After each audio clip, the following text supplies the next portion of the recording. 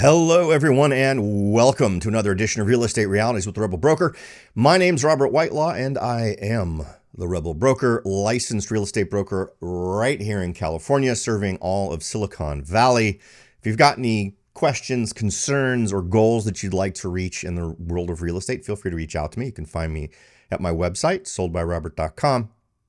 Today, I wanted to hit a couple of interesting things, right? So, first of all, it is January of 2024. That's the first podcast of the new year.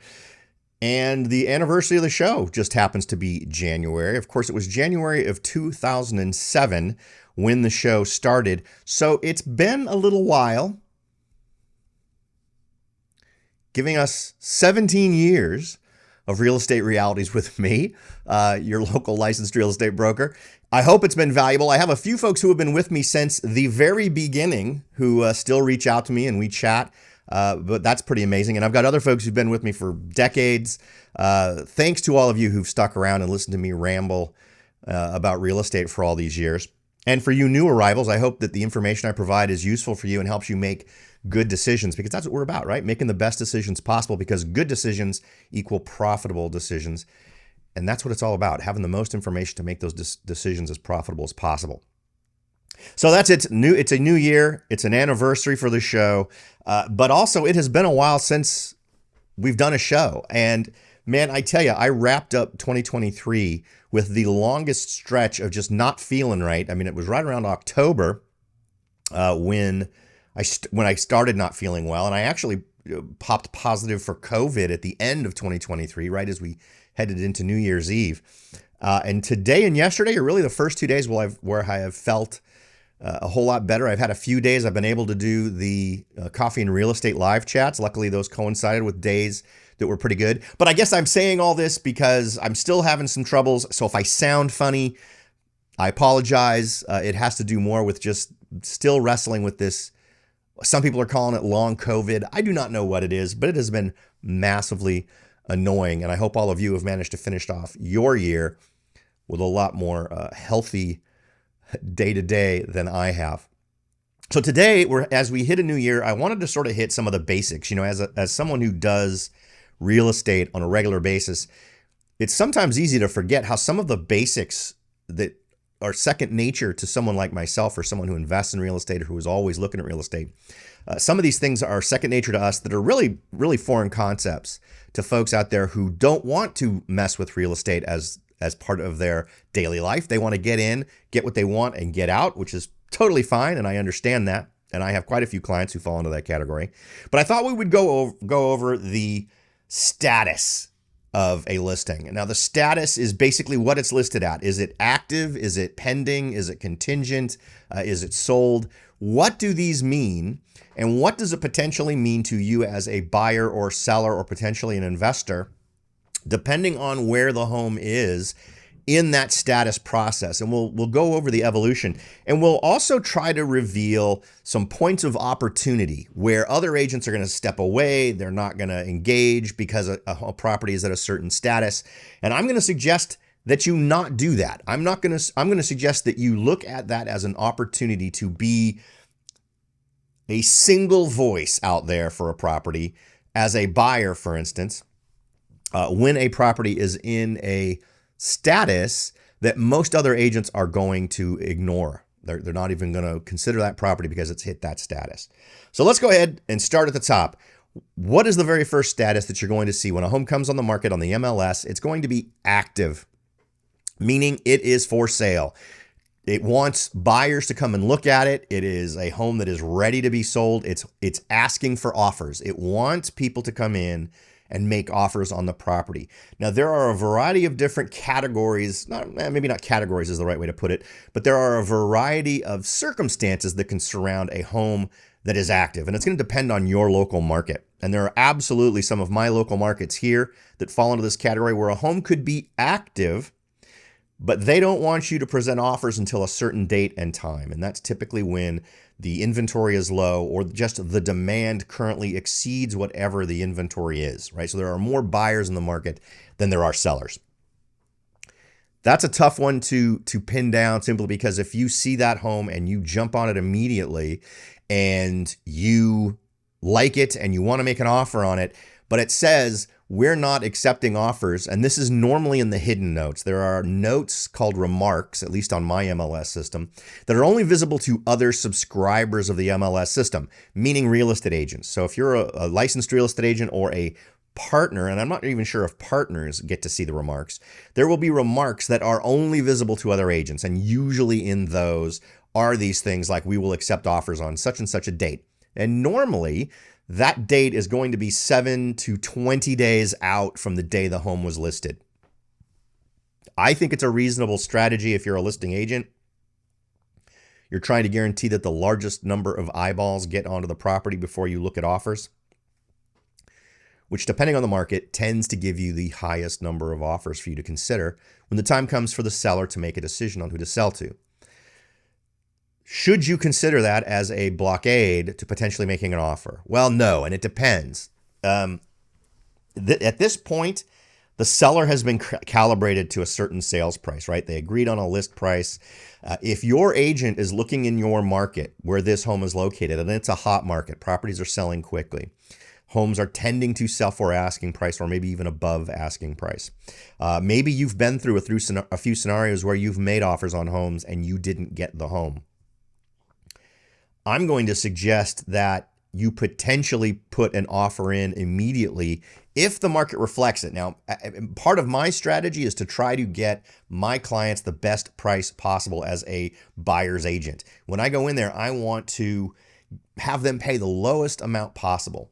But if this is a home that, based on the experience of your agent and your experience as a buyer who's been shopping the marketplace, trying to get a home, if you believe and your agent agrees that this thing's going to sell relatively quickly once it goes, and it's likely going to sell for over asking price, I personally don't see a problem with submitting an offer before the due date that is simply at asking price and seeing what happens. Now, your agent should be able to navigate whatever political ramifications come from submitting an offer when you've been specifically told not to submit an offer. Frequently, I will throw something out there just indicating that it was a time-sensitive thing for my clients, so we wanted to go ahead and make an offer so that the sellers could see it. And usually, you can navigate that if you are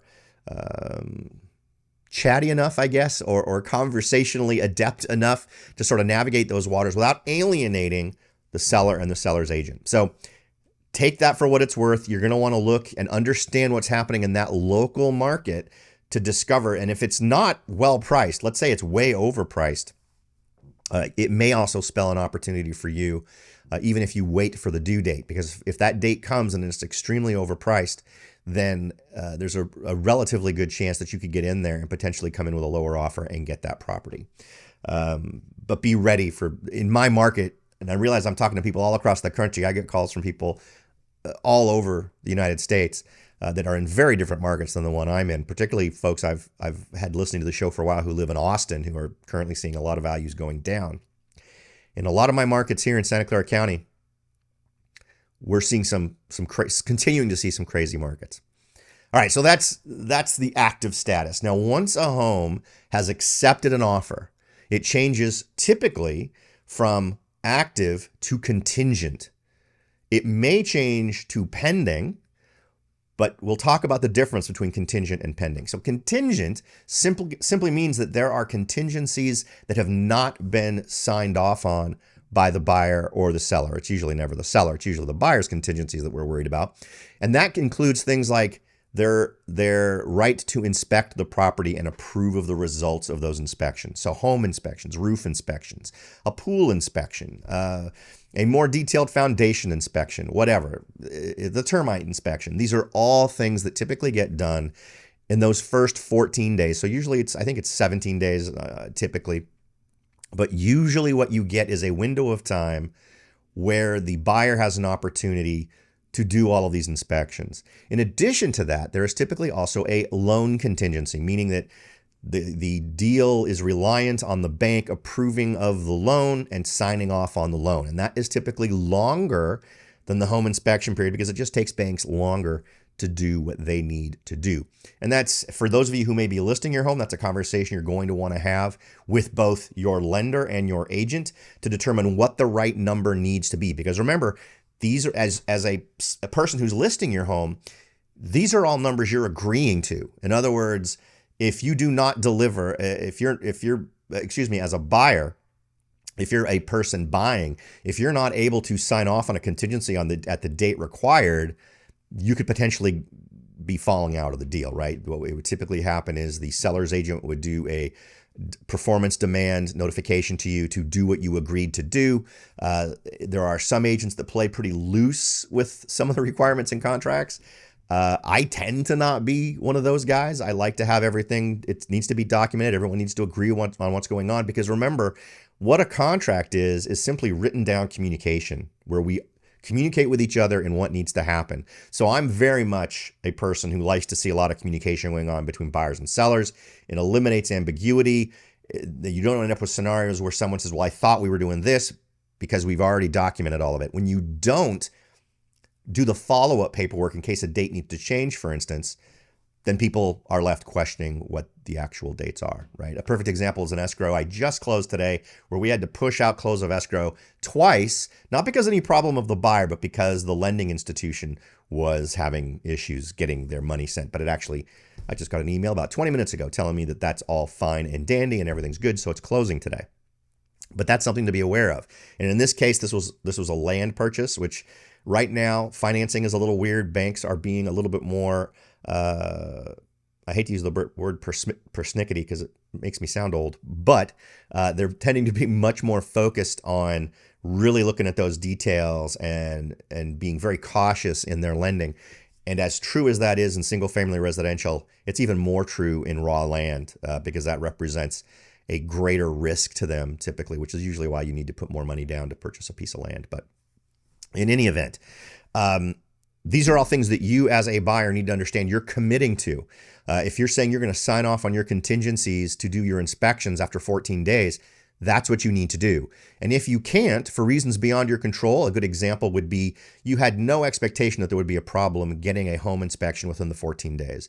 But let's say because of the time of year or whatever's going on, all of the inspectors are booked out 2 weeks. So you need to add 3 or 4 days to your inspection requirement. Normally, your agent should be calibrated to these delays. I know I like to know what the delay time is between the day I call and the day I can get an inspection done by my inspectors. So if that's a flag for me, I'll suggest to my buyers when they write their offer that they change that amount of time that's available for their inspections. But there's a standard form to adjust those particular contingencies. So the point is, all these contingencies could potentially exist. What is interesting is a whole lot of buyers and buyers agents will simply not look at contingent properties. If you're contingent, they don't look. I'm going to suggest you not do that, simply because we are still seeing a lot of properties that fall out of escrow, typically for financing reasons. Typically it's because of the banks, or it's because the financial background of the buyer didn't pan out as the bank believed it would based on information they had gotten from the buyer. So by being in the driver's seat, or at least at the front of the line, when a scenario like that happens, you're a lifeline for that client's agent, right?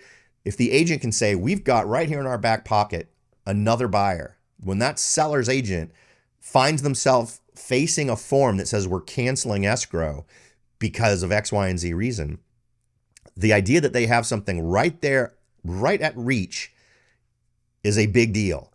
It's also a big deal mentally for sellers. So I think in terms of being in the best possible mental space to get your offer accepted or to get into the transaction on this home, having a backup offer or having an offer submitted while a home is contingent is a great idea for you. And I tell you, it doesn't happen every time, but I know I have had many, many clients where they didn't even put it back on the market. The home stayed contingent. They simply accepted our offer. It stayed contingent, and the close of escrow date closed, and maybe the purchase price changed, but it never went back on the market. They never put the word out to get more offers submitted on the property. That won't happen every time. Sometimes when this falls through, they're going to want at least a few days to be able to do a reintroduction of the property to the marketplace to garner more offers. In many cases, the seller's agent will reach out to anyone who showed an interest in the property while it was going through that first offer process and see if anyone's interested in putting in an offer. But given what everyone wants to have happen next, the seller's done. The seller accepted an offer. Their mindset was, we want this home to now close and we want to move on. And here's the other thing. If you can manage to make escrow close at the same time escrow was going to close anyway, you are likely going to be able to benefit financially from being able to deliver on that date. Why? There is a good chance that that seller has already made reservations with the moving truck. They've already mentally prepared themselves for that date. They may be purchasing another home in another state, and escrow closing there is dependent on escrow closing here on their current home. And you can be that angel from heaven who comes in and makes everything still happen, even if you're coming in at a price that's a little under what they may have agreed on with the previous buyer. So keep that in mind. Don't think of it as we shouldn't make an offer on this one because it's already contingent. No, it happens enough that it is absolutely worth your time. And digital paper costs nothing. It'll take 30 minutes to put together that offer. You can submit it. You can write it up so that it's written specifically as, the buyer needs to acknowledge the seller's acceptance of this offer because we're out here looking for other houses. We may go into contract on something else. So you can avoid being in contract on multiple homes by simply writing the offer effectively as a backup offer and understanding that even if the seller accepts it, the buyer needs to acknowledge the acceptance before it's enforceable, right?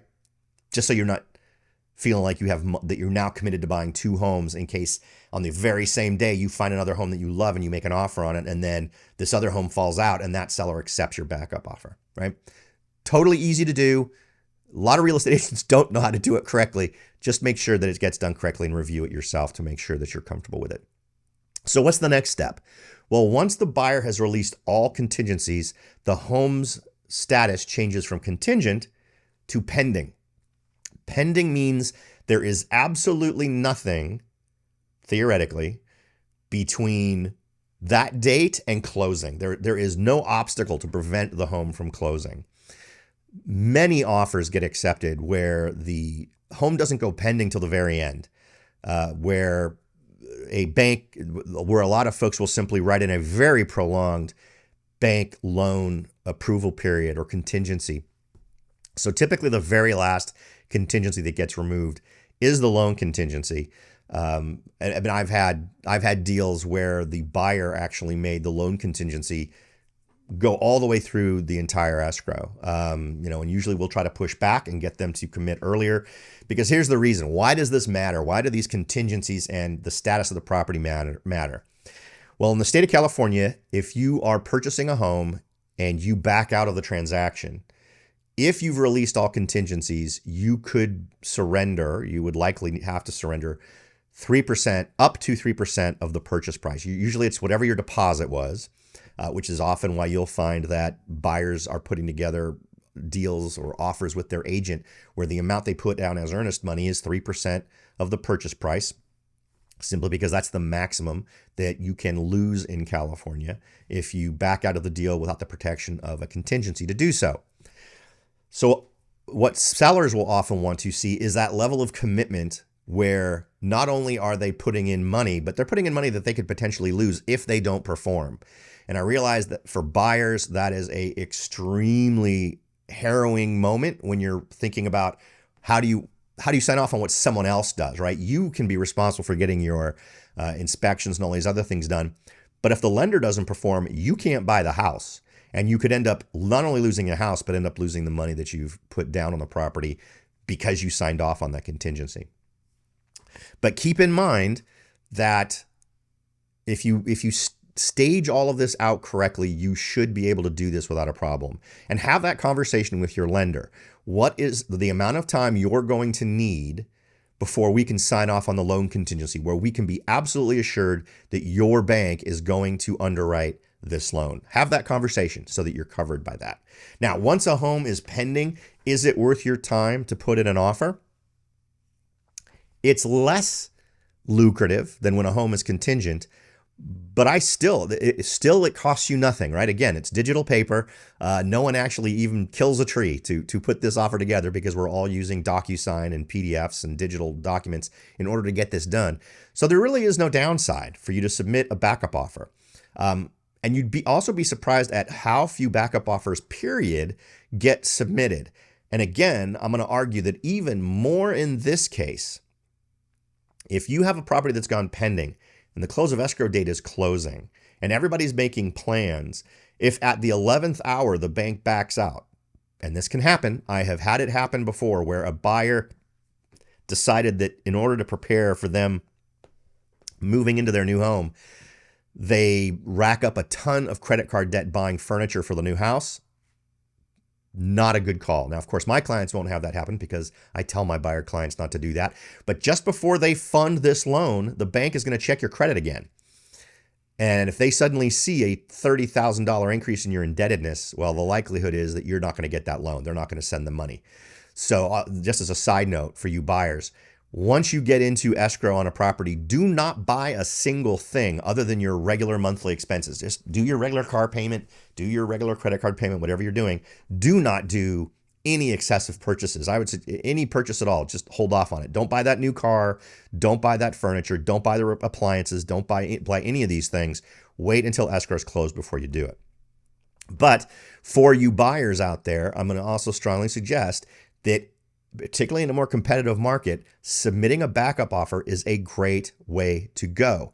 I know I do it on a regular basis, or at least I suggest to my clients that we do it. I have some clients who don't want to do it because it stresses them out, so we don't do it. But the potential payoff can be huge for buyers, particularly in today's market and in my local market, which tends to be a little bit crazy, and taking advantage of any opportunity for you to get what you're shopping for in today's market, I think is something you should consider doing. Finally, we've got sold. Well, sold is done. There is no point submitting an offer when a property is sold. Once it hits the sold category, in many states, you'll be able to see what it's sold for. Places like Zillow, and your agent obviously can tell you what it's sold for. There are other states where that is not public information, like Texas, I believe, is an example of that, where you won't see what a property sold for.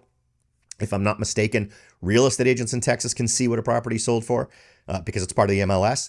But that's not information that's shared to, say, the Zillows and Redfins and all of those websites.